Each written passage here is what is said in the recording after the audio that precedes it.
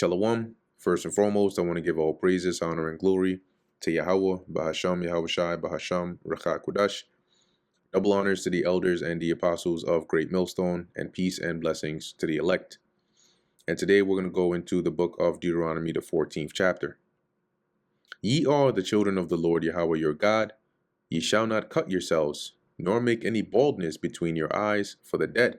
That was a practice and a custom of the heathens round about, and we weren't supposed to do that. Now, when you go into the baldness between your eyes, it really goes into, as it says here, to shave the hair above your foreheads in mourning for the dead, right? So that was something that they did, a practice that they did back then, or custom for mourning, and we weren't supposed to do that. For thou art an holy people unto the Lord thy God, and the Lord hath chosen thee to be a peculiar people unto himself, right? A special people set apart unto him above all the nations that are upon the earth. Thou shalt not eat any abominable thing. These are the beasts which ye shall eat, the ox, the sheep, and the goat. Now, we went through this, right, when we went through the book of Leviticus, the 11th chapter. So I'm not going to go into detail of which one each animal is, right? You can make reference back to the video on Leviticus 11, where we go in depth into all the various animals here. But in a nutshell, right, it goes into the clean animals and the unclean ones of the the birds and the land and the sea and so on. So as it says here, the ox, right, these are the beasts which ye shall eat, the ox, the sheep, and the goat, the hart and the roebuck, and the fallow deer, and the wild goat, and the pygarg, and the wild ox, and the camois.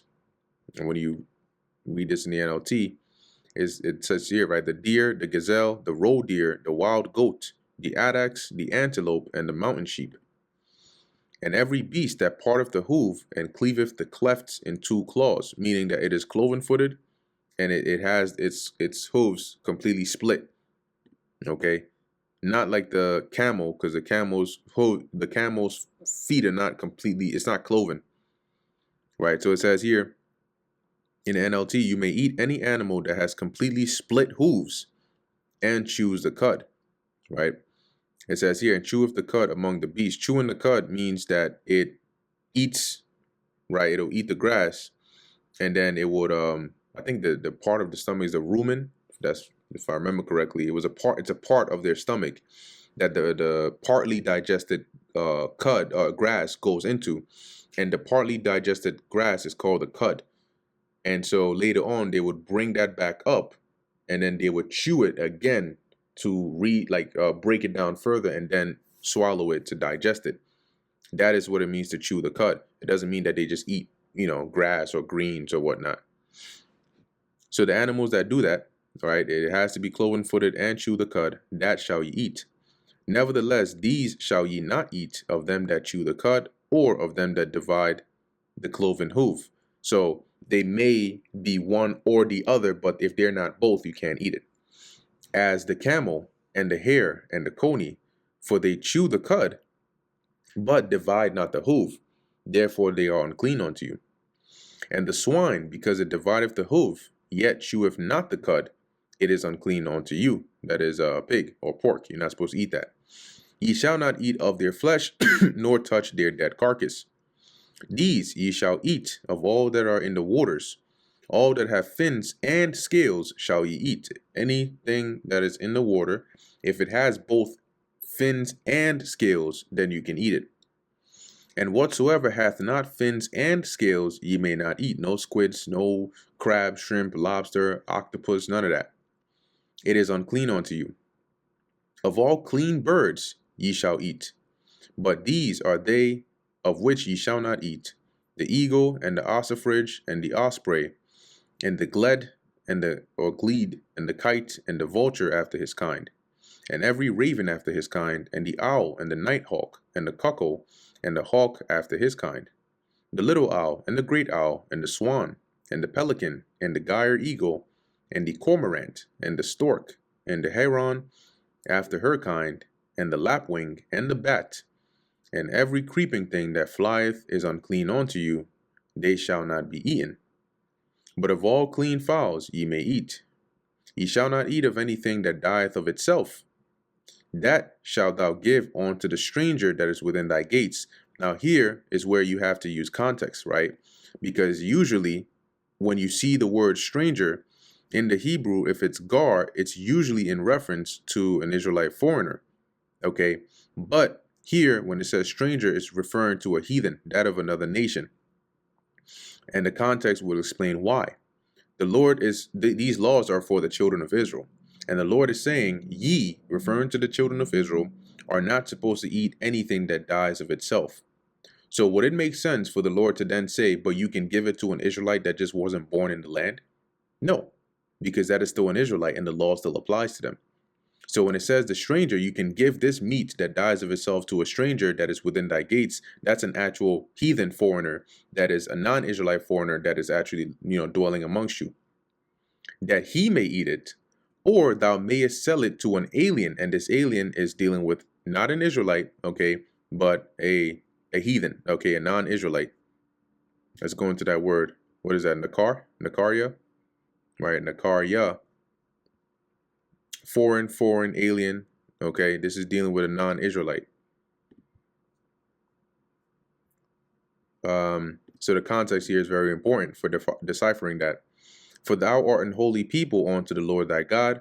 Thou shalt not seethe a kid in his mother's milk. And as we went through before, right, going into one that is not weaned yet, right, a baby goat, because it wouldn't make sense to, like, if this is referring literally to actually like boiling a baby goat in its mother's milk, then if that's actually something you really did want to do, then you might as well just boil it in another goat's milk, right? But who knows, right? Maybe that was a practice or a custom of the heathen, not one that I've heard of, but who knows? Maybe that was one, but this is more likely the case of one that is still in its mother's milk, as in still being weaned or still being breastfed. Verse 22, thou shalt truly tithe all the increase of thy seed, that the field bringeth forth year by year. That is a tenth, right? To give a tenth of the increase. And thou shalt eat before the Lord thy God in the place which he shall choose to place his name there. The tithe of thy corn, of thy wine, and of thine oil, and all the firstlings of thy herds and of thy flocks, that thou mayest learn to fear the Lord thy God always. So you would offer it, right? You would bring it to the place where the Lord will put his name. The portion of the Lord be offered to him. The portion of the priest will be given to them, and then you can eat. And if the way be too far or too long for thee, so that thou art not able to carry it, or if the place be too far from thee, which the Lord thy God shall choose to set his name there, when the Lord thy God hath blessed thee, so he gives you the increase, but the place is too far from you, right? Where you live in your tribe is like super, super far from the place where the Lord's name is.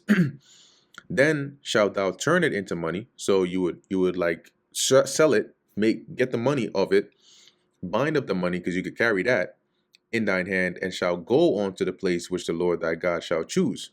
And thou shalt bestow that money for whatsoever thy soul lusteth after, for oxen, for sheep, or for wine, or for strong drink, or for whatsoever thy soul desireth. And thou shalt eat there before the Lord thy God, and thou shalt rejoice, thou and thine household. So it's like, if you have these things, but you can't physically bring them all, convert them to money and then come and buy them, right? Where in the city, right, where the Lord will put his name, and then you can eat it there. And the Levite that is within thy gates, thou shalt not forsake him, for he hath no part nor inheritance with thee. So don't neglect the Levites that are in your land or in your city, because, once again, the Lord has given them parts within the various tribes, and they don't have their own land. And at the end of 3 years thou shalt bring forth all the tithe of thine increase the same year, and shall lay it up within thy gates, right? That is to it'll basically be distributed there, right, or stored in your towns. Yeah, it says here, At the end of every third year, you shall bring out the tithe of your produce of that year and store it up within your gates, which is your cities. And the Levite, because he hath no part nor inheritance with thee, and the stranger, and the fatherless, and the widow, which are within thy gates, shall come and shall eat and be satisfied. So it'll be distributed among them every third year, that the Lord thy God may bless thee in all the work of thine hand which thou doest. And this basically helps. So, poverty is not really a big issue in the land of Israel, because their means of providing, and preserving those that might have been less fortunate or not as fortunate as others. And that brings us to the end of the book of Deuteronomy, the 14th chapter. Lord willing, that was edifying to the elect. In closing, I want to give all praises, honor, and glory to Yahweh, Bahasham, Yahweh Shai, Bahasham, Racha Kodash. Until next time, Shalom.